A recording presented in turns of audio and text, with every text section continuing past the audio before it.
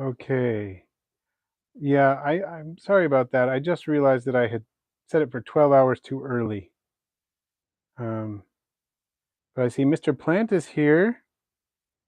Kasval, Wandering Wolf, and Farouche has to sign off because it's too late. Understandable. There's Aunt Sandy. Aunt Sandy Skinks. Great to see you here. What I'm going to do today, what I'd like to start with anyway, is my witch's brew here. See these beauties? It's been a while since their substrate has been changed.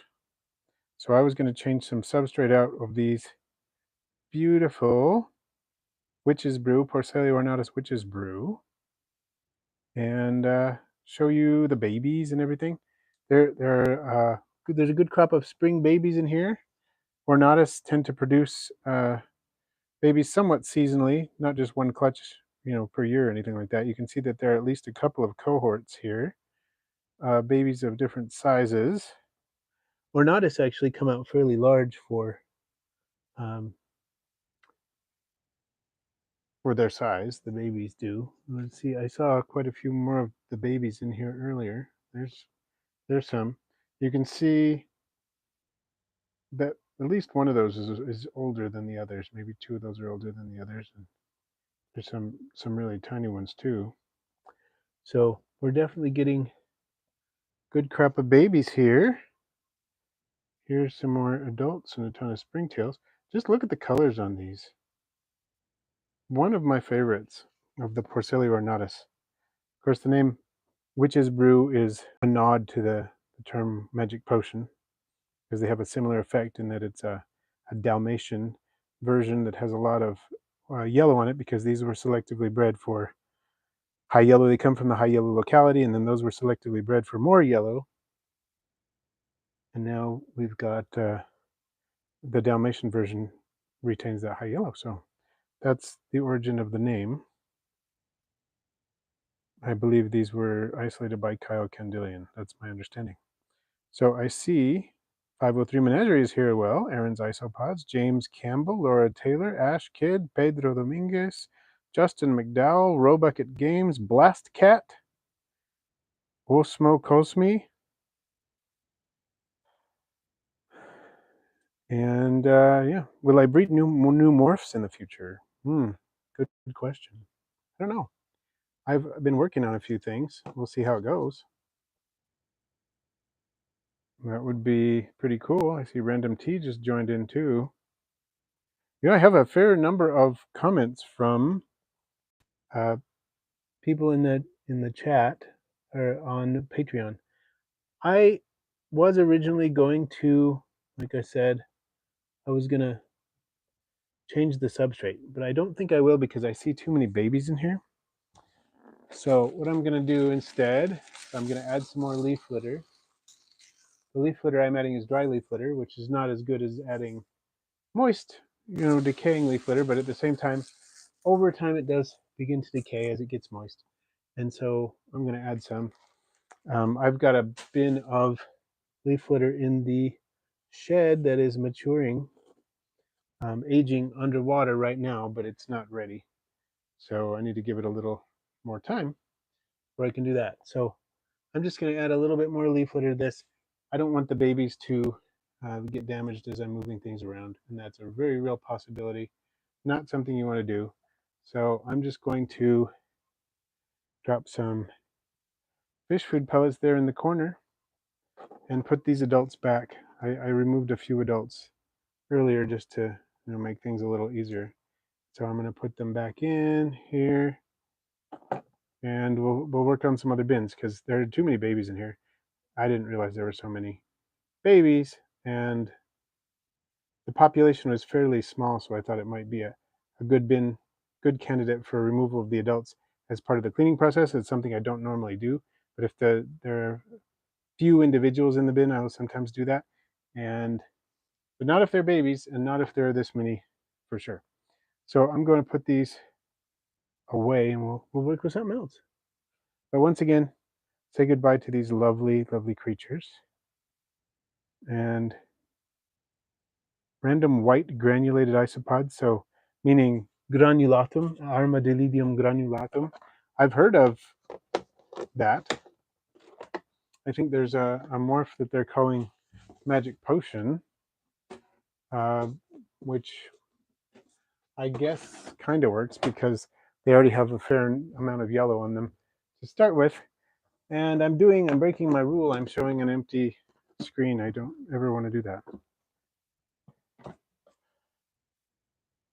Oh yeah, 503. I definitely spend a bunch of time flipping rocks in Thailand too. So Aaron's isopods just got some P. expansus. Anybody have some tips to help them thrive? I would say good ventilation. Don't let them dry out. Plenty of concave surfaces, including egg crate, but don't let the egg crate get too wet. Those are some of my thoughts.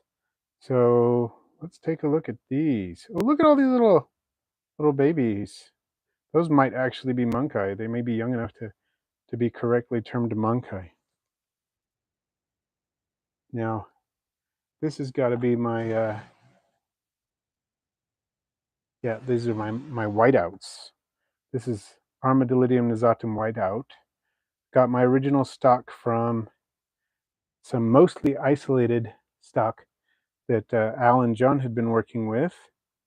And he said, there's still some hets in there, but it's mostly isolated. And I said, yeah, that sounds good to me.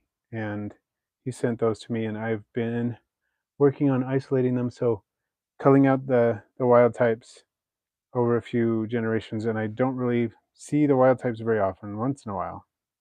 So yeah. So let's see, we've got some questions. The chat here, Aunt Cindy Skink says, do you keep micro roaches, Schwartzii? I don't have any roaches in my house. I'm not allowed to have roaches in my house, so I don't keep micro roaches. There's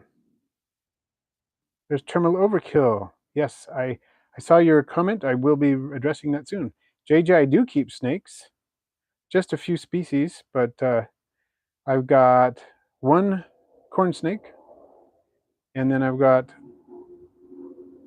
I guess it's two different subspecies of garter snake. No, well, two different species, and in one of those species, I have two different subspecies of garter snakes. So, forbidden tic tacs, love it. The next time I post these on Instagram, that's the label they're getting. I'll have to remember that. Thank you, Osmo. I love that. So, JJ, yes, I do keep snakes. I keep red-sided garter snakes, melanistic easterns, plain garter snakes, and a corn snake. So, Yocho, what's your opinion on keeping isopods without a lid? I personally don't do it. I think it can work if you do it right with some species. Some species, depending on the microclimate, ambient humidity and stuff in your house, and airflow, and how often you treat them with water. Now look at this. That could be a possibility for some, and not for others. Oh, well, when I turned it over, it doesn't really help. There was a lot of frass. There's a lot of frass in here, and at least on the top level of this. So I want to take this out. And I feel like this is too dry, too, to be honest, for Nazatum. Not that they're not doing well, and obviously they're doing okay. But I feel like the substrate is too dry. So I want to replace some of it. And I want to put in, yeah, like over here. Probably can't tell with the camera resolution being what it is. But a lot of frass on the top. Time to take out some of this substrate and replace it. And there are very few isopods in that part of the substrate, indicating it is probably, in fact, too dry. Nazatum like it a little damp, at least damper. Not that it can't have a dry side, but. And Kazumi, I'm glad that your isopods are doing well.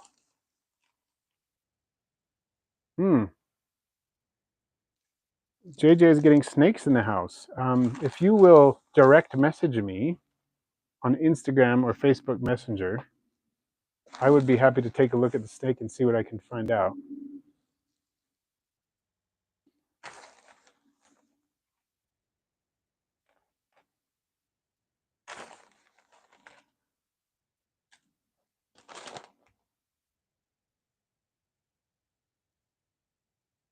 Is that going to be enough? Maybe a little bit more of that substrate.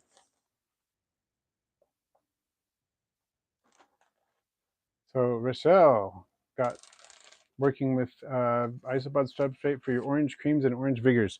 Awesome. Sounds like you're a fan of orange like I am. I really enjoy both orange creams, and orange vigors are cool too. I think if I had to pick a favorite of the two, it'd be the orange creams, but any orange Isopod is pretty awesome. Okay, JJ, yeah, that might be a little trickier for me to identify if you're in Indonesia than it would be if you're in the US, definitely. That's good to know. But I don't know, we can see that what we can find out.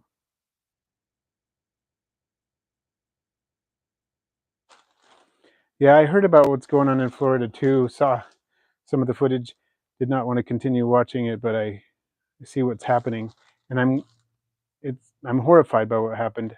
I am the silver lining, I guess, is that it is kind of waking some people up to the fact that people who oppose the reptile hobby are not always don't always have the best interests of the animals at heart. It really puts that into clear relief for some of these people. Red Lily Dragon, welcome. So yeah, this bin is been refreshed. This bin has been refreshed, and I want to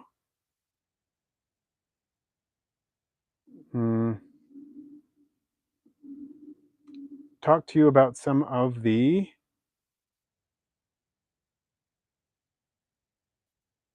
comments.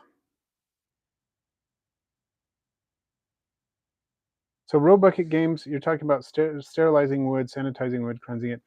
They're different people with different ideas there, and sometimes people have more than one idea. And for example, for me, I know 100% that when you sanitize wood, you are doing things that aren't necessarily good, in that you are destroying bacterial and fungal populations, or at least severely damaging them, depending on the temperature and timing and whatnot.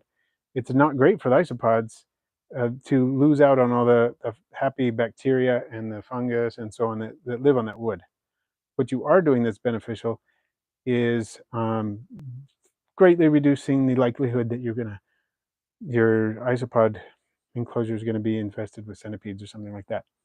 That is part of the reason why a lot of people are now using the soaking technique, where you put the wood or leaves that you're going to be putting in with your isopods and soak them in water for a while. And with leaves particularly, they start to rot pretty quickly, and that's really good for the isopods. It's really good for the bacterial and fungal growth on the leaves. Exceptional for the isopods. And it is less hospitable to things like stone centipedes that could become pests in the isopod enclosure. So that's what a lot of people are doing. And it may not be a perfect solution, but it's kind of a compromise between the two. It may not be entirely sterile in terms of it might not eliminate every pest, but it's not going to be entirely sterile in the sense that it's not going to destroy all those beneficial bacterial and microbial fungal inhabitants of that piece of wood. Hope that made sense. Okay, I'm going to start to talk about Space Madness's question here as I get another enclosure, and we're going to work on this one. I do need to put my little label on though. My half sub changed and the date. I try to do that to keep on top of, at least help me to try to keep on top of when substrate needs to be changed. With as many bins as I have, my original goal to do this every 3 to 6 months, I often don't reach that, but I am cognizant of what needs to be done, and I work on it. So that helps. Let's take a look at this bin, and we're going to talk about Space Madness. Space Madness says, oh look, here's some of my favorites. Look at all those. Gorgeous. Look at the size of that one. Space Madness says, I always see tons of springtails whenever anyone shows their pods, so I wanted to do it right by getting little guys in a new habitat first before buying the pods. Very sensible. But alas, my springtails, 50 or so in each habitat, are nowhere to be found, and there is a mold buildup. What am I doing wrong? Well, a couple of different things. That is not a great sign if they're disappearing completely. However, it kind of depends how recently you put them in there. Sometimes they can sort of disappear into a larger habitat for a little while, and then you wait a few weeks and suddenly they're everywhere. So that could be what's going on. But if um, if you um, if you have an issue like that and it's been more than a few weeks, then we need to address what's going on. Is there a toxin in your substrate that killed them off? Is there something like that allowed them to escape? Do you have like branches or leaves that go up to the side and allow them to crawl? If there's mold in there, is it possible that it's not ventilated well enough and that they kind of got outgassed by fungal growth and they died? That is a possibility. It's pretty uncommon with springtails. It's pretty hard to do, but it could happen, I guess. So, oh, a super chat. Thank you so much. I appreciate that. I really, oh, yes. Oh, I was just reading the note there. Thank you for everything you do. Thank you so much. I appreciate it very, very much. First super chat of the day. So Green Jedi Monkey is asking if I change out the substrate completely, just taking the frass layer off top and adding substrate on top. My goal is to change approximately 1/3 to 1/2 of the substrate and dig down and get some of that out of the bottom too, not just take the frass off the top. But I very rarely change all of the substrate at once. And one of the reasons is going back to what we were talking about with the bacteria and fungi and so on. The beneficial bacteria and fungi that eventually do colonize an isopod enclosure are going to be in the substrate as long as the substrate is a hospitable environment for them. You know, it's got to have some moisture in it and so on. Um, so when you add the new substrate to the old substrate and they're both in there, you're not going to shock the isopods too much. They're going to have some of their old substrate. There's going to be typically with new substrate, there's often pH changes and things like that. So if you have some of both, it's going to be less stressful for the isopods, partly because there won't be such drastic pH changes, and partly because the pheromones in the enclosure are going to be familiar to them, because in their feces, or their frass, you should say, with isopods, arthropod waste is frass. It has pheromones in them that help them. They call it aggregating pheromone, basically pheromones that where they gather and feel comfortable. So there's that going on. There's also these beneficial bacteria and fungi and microbes of various kinds that help make it a hospitable environment. So I never change out all the substrate at once unless there's something terrible going on for that reason. Hopefully that makes sense. Let's see.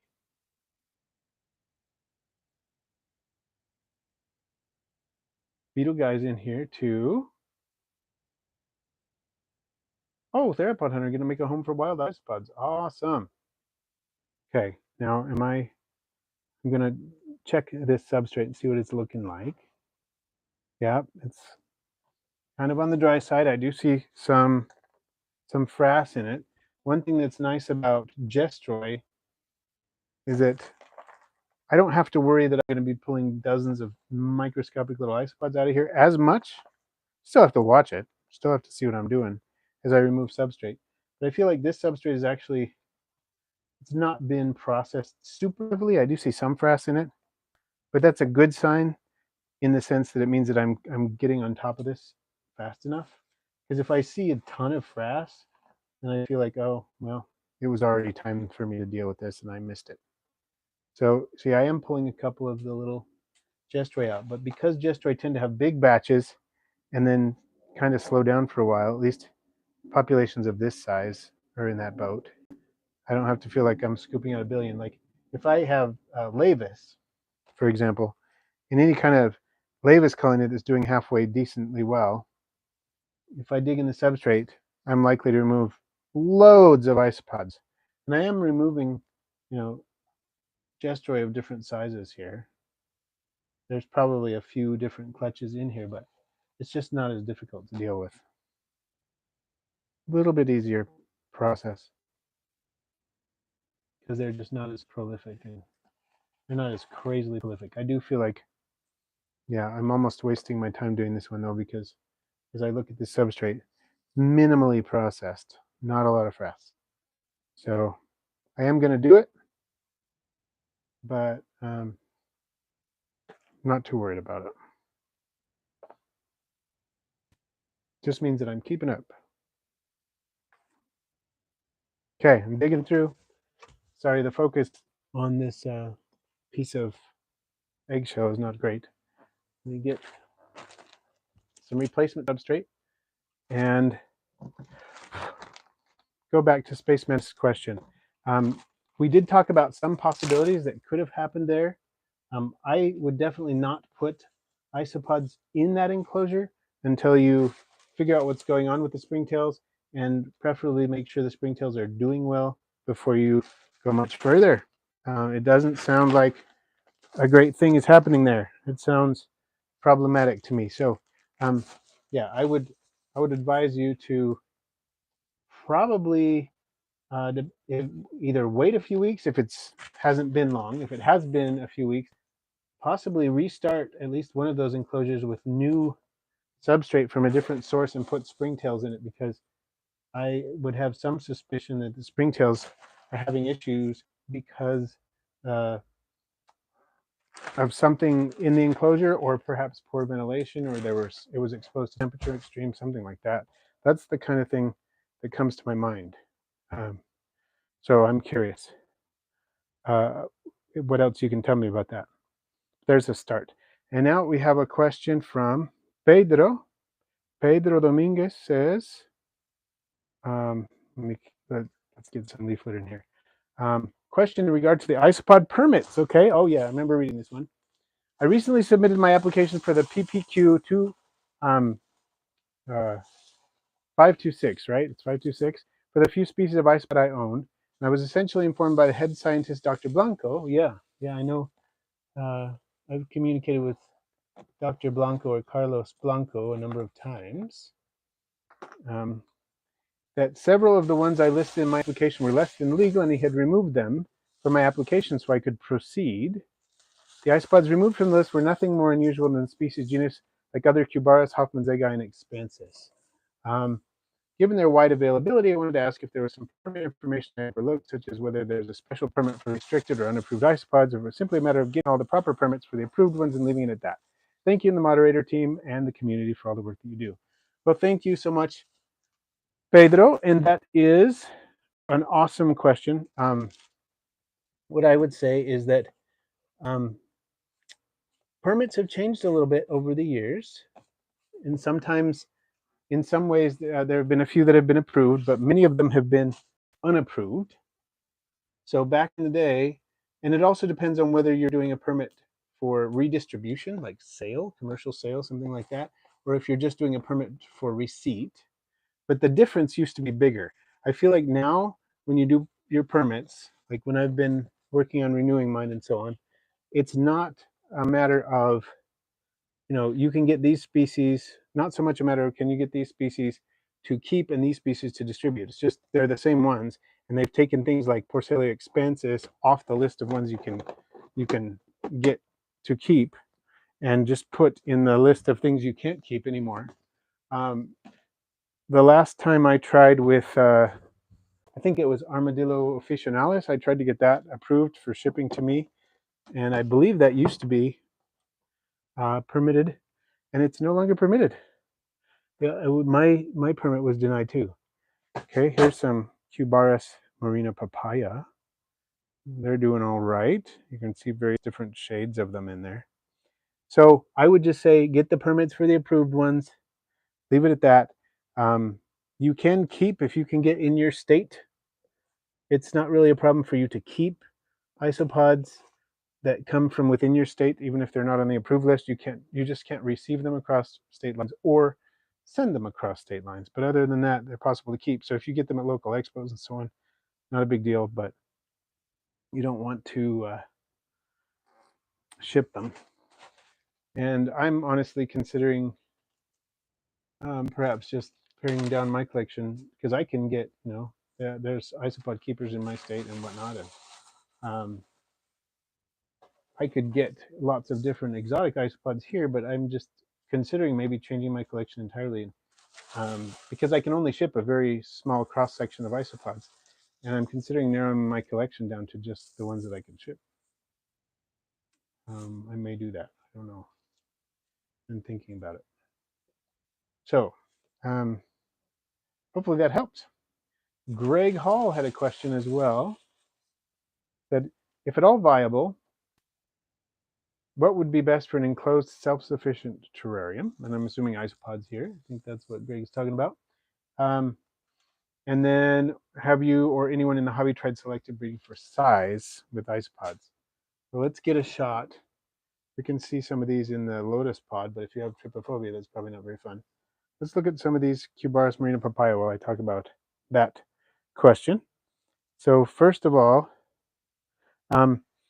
what would be best for an enclosed self-sufficient terrarium? I have not experimented with isopods in self-sufficient enclosed terraria. There are quite a few that really prefer ventilation, at least periodic ventilation, if not constant ventilation. But there are some that could possibly do well. There are also some that eat plants, like Cubaris marina. I'm not sure if I would try them. They nibble on quite a few plants.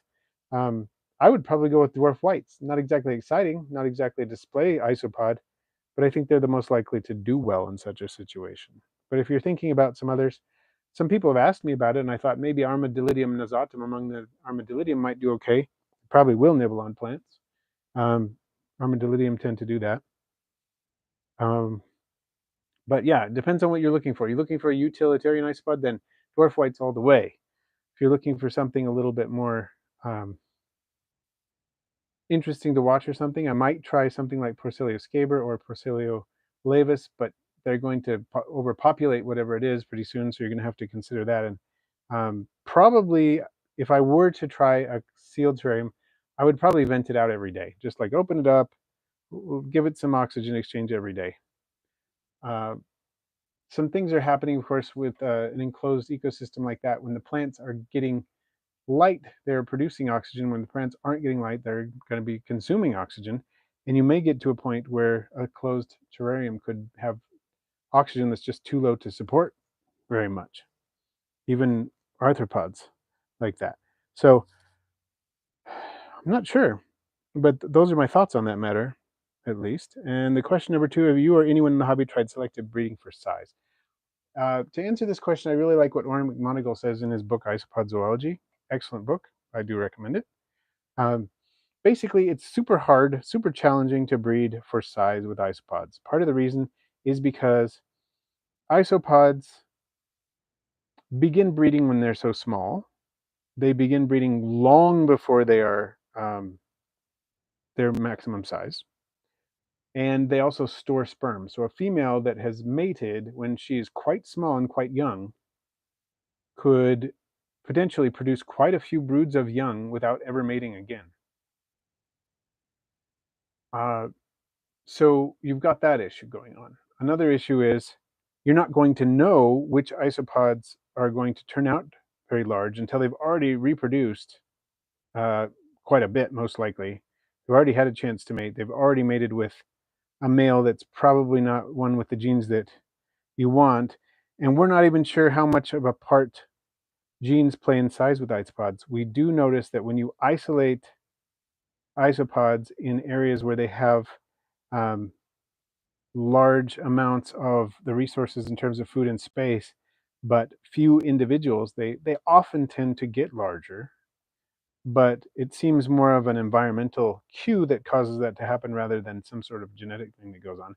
I've seen monsters of some species in that sort of situation. Like I threw a few zebra isopods in with my morning geckos, and one day, months later, I found a huge zebra isopod 3 times bigger than anything I'd ever seen.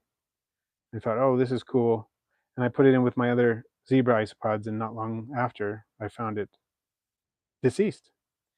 I'm not sure what happened with that, if it was just close to the end of its life, or the change of environment was not great for it, or what happened. But yeah, it does not seem to be particularly productive because, one, we don't know what size they're going to be until they're very old and they've already done most of the reproduction. Two, they mate with other isopods and store sperm, so it's really difficult to isolate that. And three, we're not even sure that genes play enough of a part in size to be an issue. So it's my summary after having my lengthy explanation there. I think it would be cool if we could, but I don't think I don't think people really do it. As far as I know, there may be people who do it. So Terminal Overkill has a question too. I think I'll move the Cubaris Marina Papaya out of the way, put them back, pull something else out, and we'll continue chatting. What have I got here? Here's one. Can't remember what I've got here. I grabbed a pile of things. This milkback enclosure got upset. It fell off the shelf. They're doing fine, but they fell off the shelf and the soil, the substrate, not soil, but the substrate got kind of messed up. The layers got kind of confused, and I think this substrate there's a lot of frass in it anyway, so I wanted to refresh the moss, which is what I'm doing now. You probably can't really see that happening all that well. A little bit off camera, but there you go. I'm going to take out some of that substrate and replace it with new, and I'm going to have to watch carefully because, like I said, this is lavis, and yeah, there's a lot of frass in there compared to some of the other bins we were working with. So we can talk about terminal overkill's questions. I do this. Terminal Overkill says, I have a blue death veining beetle question. I am soon buying 2 of my own, but I'm worried about the spring temps in my area as it's been as hot as 85 Fahrenheit and got as low as 63 Fahrenheit just a few days ago. Is that too cold for them? I know it's best for them to sit at about 70 Fahrenheit, but just wanted to make sure the temps won't spell disaster just in case. I would say 85 Fahrenheit isn't too bad as long as they're being shipped, ethically and with best practices in mind, with some good insulation, preferably via an express method, and so on. They can handle 85 just fine. That is not an ideal temperature for the adults to stay at permanently by any means, but I provide not moisture gradient. I do provide a moisture gradient, but I also provide a heat gradient to mine, thermal gradient, and their hotspot is about 90, and they rarely hit right in the middle of the hotspot, which is fine with me because it's a pretty small little band with a halogen bulb that is produced, not a band, but a little circle. They don't hang out right in the spot, but they hang out near the edges of it, and get where it's in the mid 80s to low 80s, and then it just slowly gradients out to, depending on the time of year and so on, into the 70s and even down into the 60s in that enclosure. So I would not worry about it at all, especially, and there's a night drop too. And at night, it gets down to 65 in the critter room in the winter. So I, to be honest, would not worry at all about that as the low temperature, and would be fine with them getting a little lower temporarily if they're in a box that's probably not actually going to reach the low temperatures that you're experiencing outside, especially if it's kind of an express shipping option like FedEx, overnight, or if it's they're basically in climate controlled trucks when they're not in a climate controlled facility, so they're doing well. And USPS Express is probably good. To be honest, I wouldn't even worry too much about priority if those are your max and min temperatures. I wouldn't worry too much, but I would also say that the post office, USPS, in my experience in the past few years, has not been nearly as dependable with priority, which is why I have not been guaranteeing priority for a while anymore, because I used to guarantee priority because I felt confident in my ability to pack the isopods in such a way that they would be fine for that period of time, and they generally were. Then the post office became considerably less dependable, and instead of a 2 to 3 day shipping window for priority, which was pretty much, you could depend on it. You could count on the fact that it was 2 to 3 days in most places in the country where I would ship to. And then it got to the point where you couldn't count on that. Priority sometimes arrives that fast, but there are plenty of times when it doesn't, and sometimes it just gets lost for a week or something, and it's crazy. And so even though, maybe 80% of my packages were priority packages arrived on time, or maybe more, and they were okay, I was not happy with that other, 20, 15, whatever percentage it was, that was arriving really late and making people mad. And generally, the isopods are fine after a week as long as they're not exposed to ridiculous temperatures. I've had isopods get stuck in the mail in those extreme cases, and do fine even after longer. I had isopods do fine after one extreme case. I think it was 21 days. A package got lost. It got sent the wrong place, or I think it was someone had messed up their address, and so it shipped out to the address they had given me in PayPal, and didn't tell me it was the wrong address, and then got shipped back to me, and I wasn't notified of it right away, and so it got crazy, and I found it in my post office box. So this was an extreme case, all the bad stuff happening, but eventually I got the package back, and most of the isopods were fine after 21 days, because when I pack them to last, and they are hardy creatures. They did okay, but it's hardly an ideal situation, and so that's why I no longer recommend uh, just priority, and I don't uh, guarantee it. People ship with it, people request it, and most of the time they're fine, but I just can't be responsible for the rare occasions when that's an issue, and so I just tell people up front I don't guarantee it. So, but I think you'll be fine with your beetles if the temps are in that range. Okay, so I'm just gonna catch up. And one thing to think about with blue death feigning beetles, sure, they live in the desert and it gets hot. Those same places in the desert, uh, get pretty cool in the winter in a lot of their range. I live in a state where you can find blue death feigning beetles in the extreme southwest portion of the state, and possibly some other places. I've heard rumors of them showing up in other parts of the state too. But the cool thing is, they don't. I mean, they brumate essentially during the cool months in this part of the range. They disappear for a while. They don't show up for several months, and then they wake up in the late spring.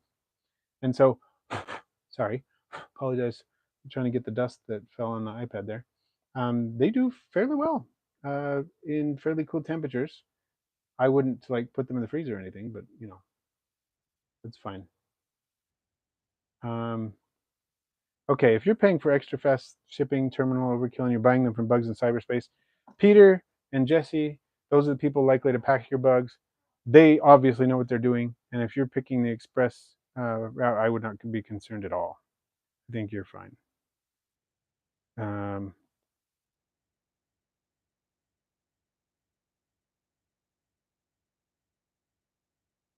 all right. I see lots of good recommendations for Isopod sales in the chat there. Lots of good folks that I have worked with. Some of them I have not worked with, but that's one great thing about the Isopod hobby. We got a lot of people that do this. And 503, that is a good point. If you're getting someone who lives close to you, that is always a good thing. It helps reduce the shipping delays. Sometimes there are some counterintuitive things going on with that, but in general, if they're geographically closer, it's a good thing.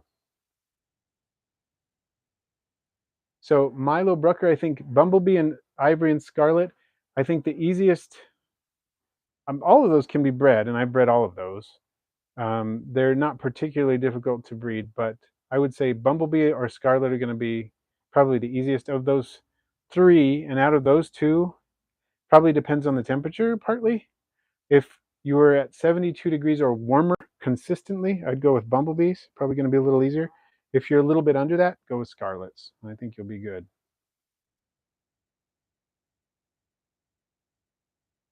Oh, Theropod Centrobulus are easy to breed too. I want to breed those. Those were one of the first millipedes that I fell in love with and wanted to get. And I still haven't kept that species, but I want to.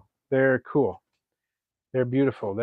They're sometimes called the fire millipede, for those of you who are not aware of what's going on there. They're absolutely gorgeous red isopods. I ended up going with flame legs, and I don't regret that. But I would like to keep this Centrobulus splendidus at some point. Okay.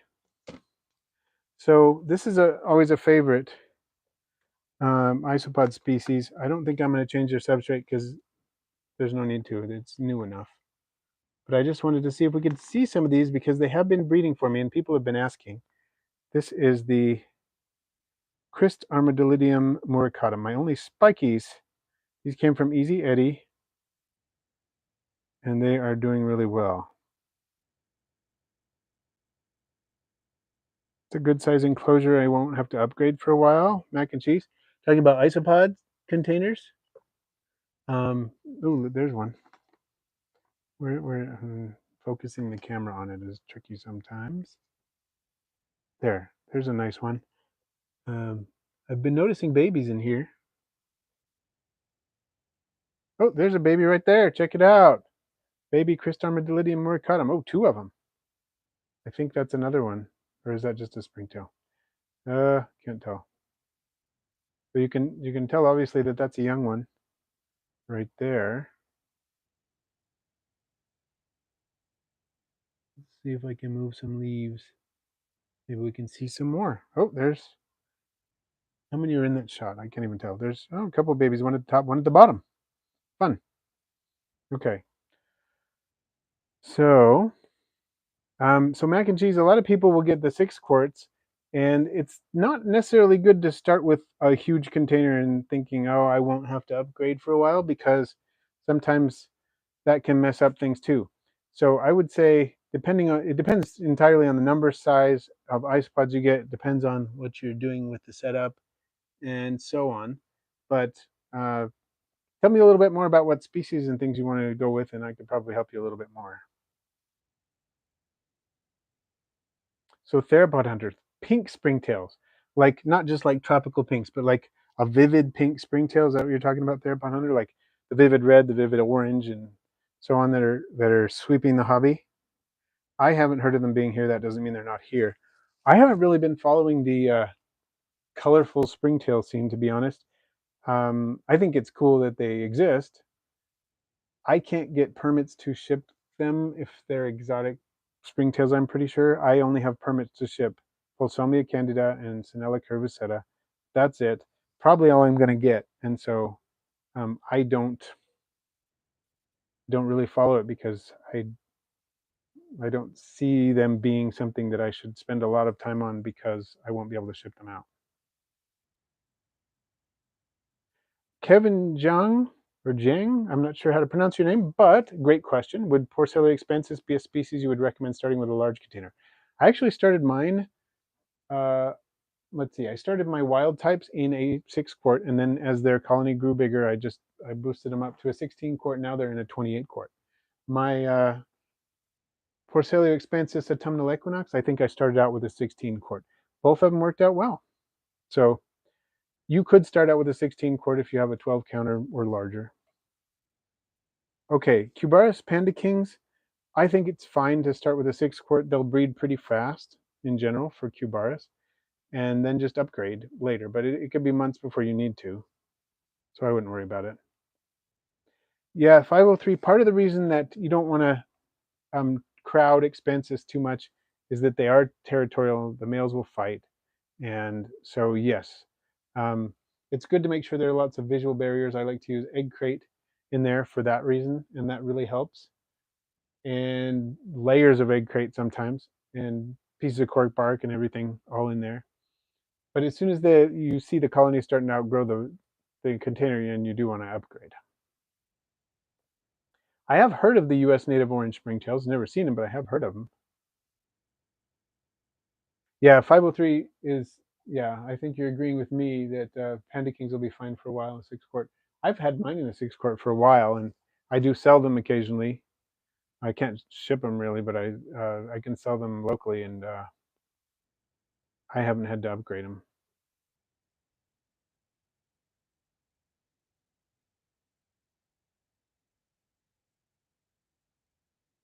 So, invertebrate dude, that is a good question.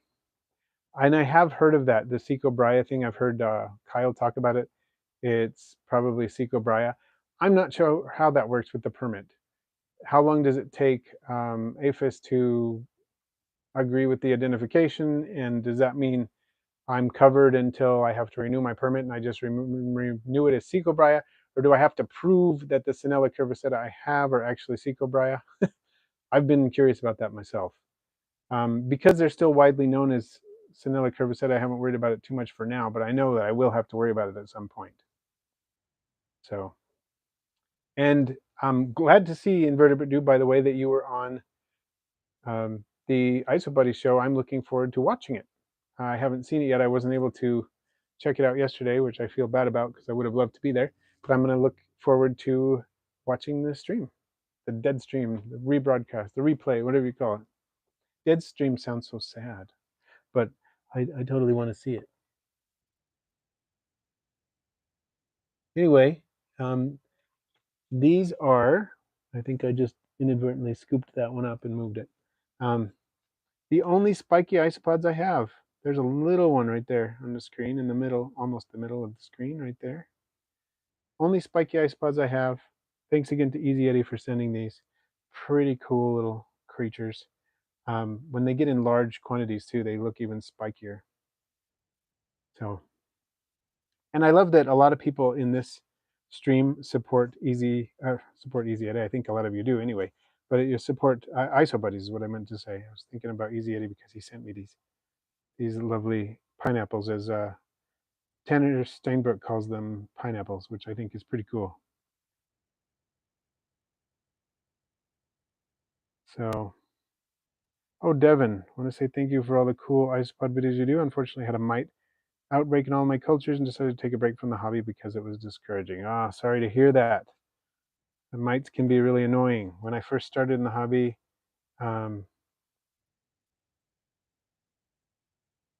when I first started in the hobby, I had some issues with mites that were frustrating, and I can get that. I can understand that.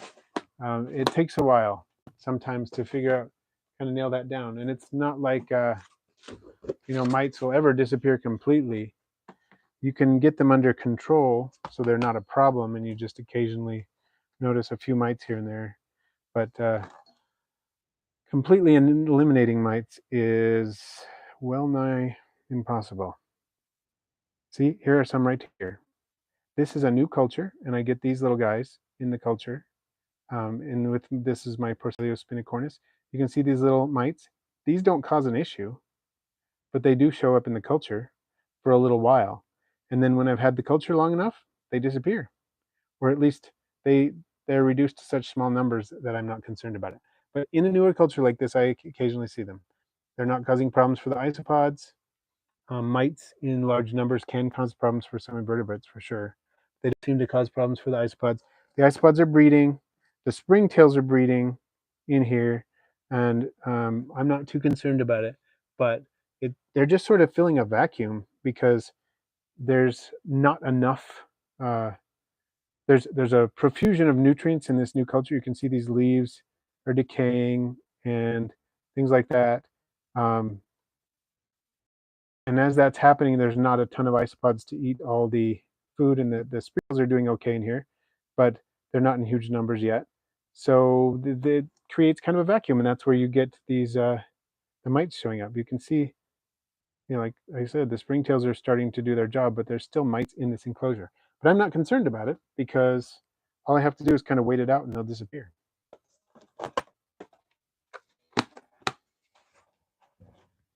That has been my experience with those mites. Let's see.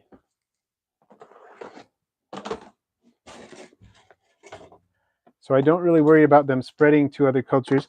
They might get in a different culture once in a while, and that can happen. But like this is a more established culture, which I inherited. To be fair, I didn't start out with this. I didn't create this culture from scratch. I inherited it. But you look here, and I don't have issues with mites in this culture. It's pretty densely populated with isopods. Porcellio werneri. I just got this like a few months ago. And the isopods that show up in isopod bins are not the same ones that cause problems for reptiles. Somebody was asking about that. I was red lily dragon. I know people get concerned about that because there are mites that are parasitic on reptiles that are absolutely horrifying to have to deal with. They're not the same thing. And I have reptiles, I have snakes, I have geckos, and the mites that end up in my isopod bins have never been a problem for any of my reptiles.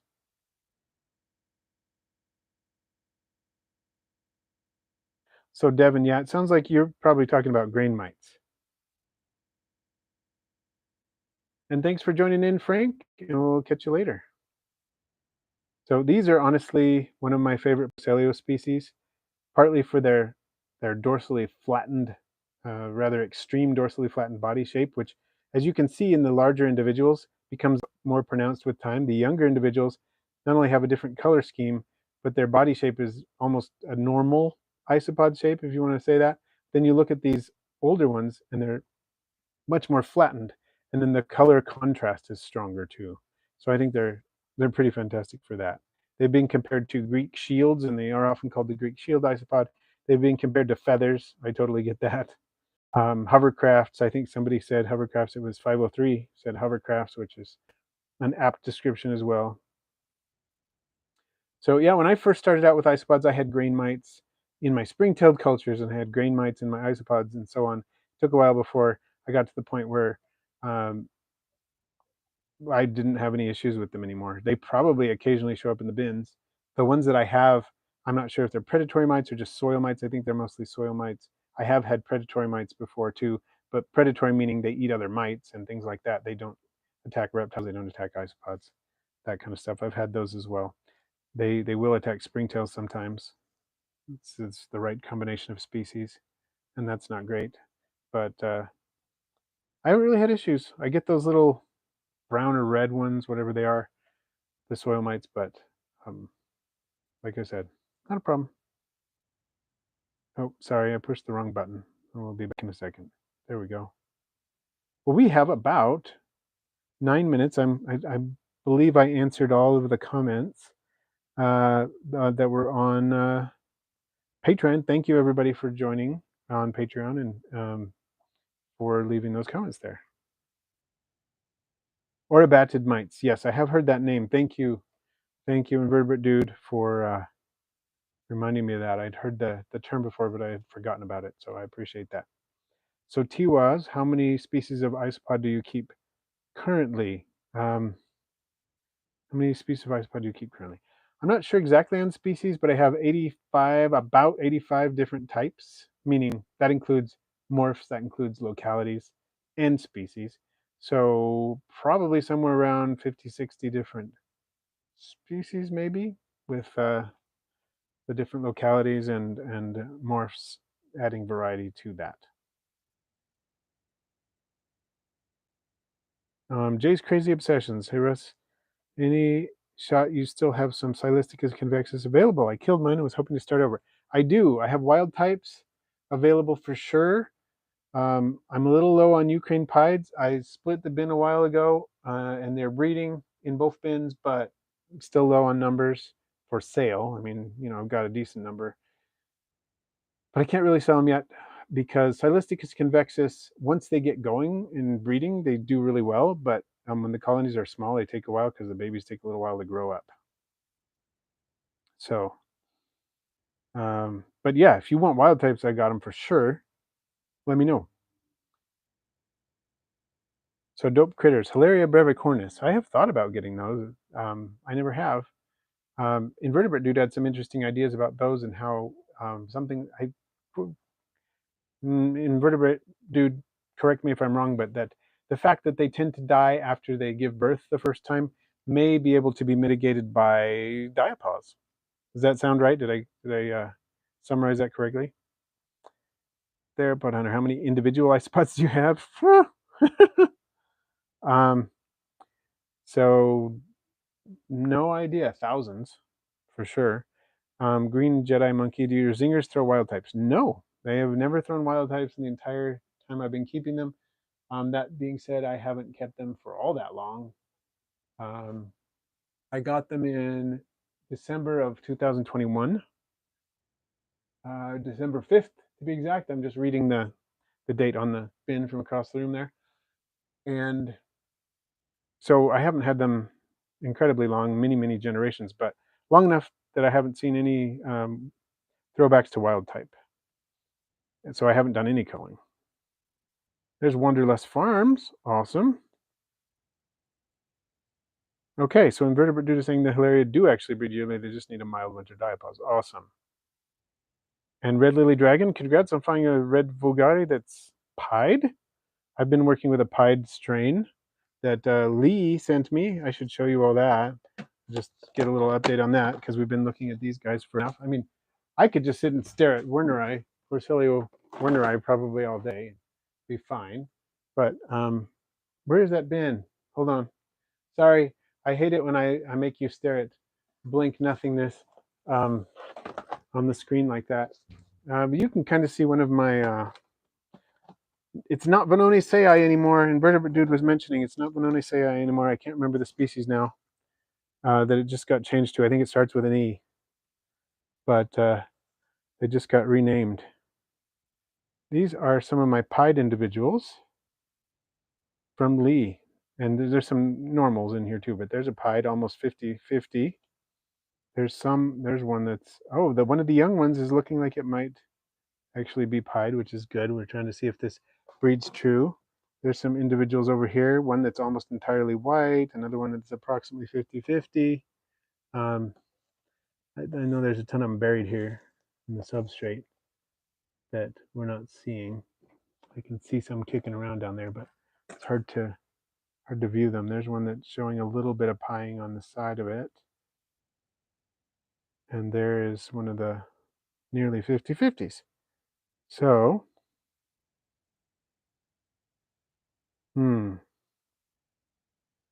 so hopefully that individual that you found, the pied individual you're talking about, works for you. I really hope so. So moth, having an isopod colony, get a small container to start, usually a good idea as long as you can maintain a little bit of a moisture gradient in there. Also depends on which species. Jose Miguel Sandoval Torrico, or maybe I said that wrong. New to this hobby, I have some cows, other 3 Marsupilabus, and some pandas too. I want to grow in difficulty level. Which species you recommend for me? Greetings from Bolivia. Well, welcome, and greetings to you as well. I would say, let's see, you got P. laevis and some pandas like Panda Kings or Panda laevis, because I know that there's a morph of Panda laevis. I would say, maybe do some Armadillidium. Can you get Armadillidium there? Some of the interesting morphs. That's where I might go from where you are right now. Okay, that's what it is, Invertebrate Dude. Thank you. Venonis is now Libitioides. Libitioides?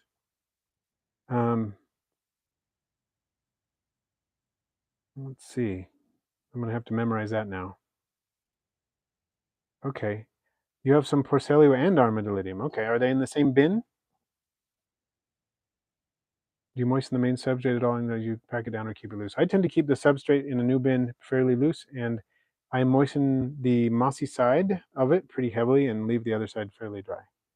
So Sei are still Sei, so the species name has not changed, but the genus name has changed. Good to know. So Tiwaz, I do have a video about selectively breeding morphs. If you look at my Isopod Care playlist, it has a video about that, where it goes into a little bit more detail. I could go into a little bit more detail now, but we only have about 1 minute left, so I couldn't really do it justice. Okay, so yeah, I'm just about out of time. Thank you, Sandy, for the warning. Now you're looking at just moss and leaves and junk. That's not so fun. So let me cover that back up. And we will, hold on. Sorry. Let's see. Because someone asked about the Ukraine pied. Let's see, this is my new bin of Ukraine pied. You can see some little babies in there. They're definitely breeding. Doing okay. So this is a new piece of cork bark I put in there. You can see they're doing fine. It's just I don't have sale numbers in here. When I feel like this piece of bark is almost entirely coated, then I think, yep, this bin has saleable numbers. So, all right. Well, I better head out. It's time to go. I appreciate everybody joining in. I appreciate the super chat. And I hope to catch you all soon. And please check out my video on Friday, a little preview. It's about isopods and live plants. So be sure to check that out. And have a good one, everybody. Take care.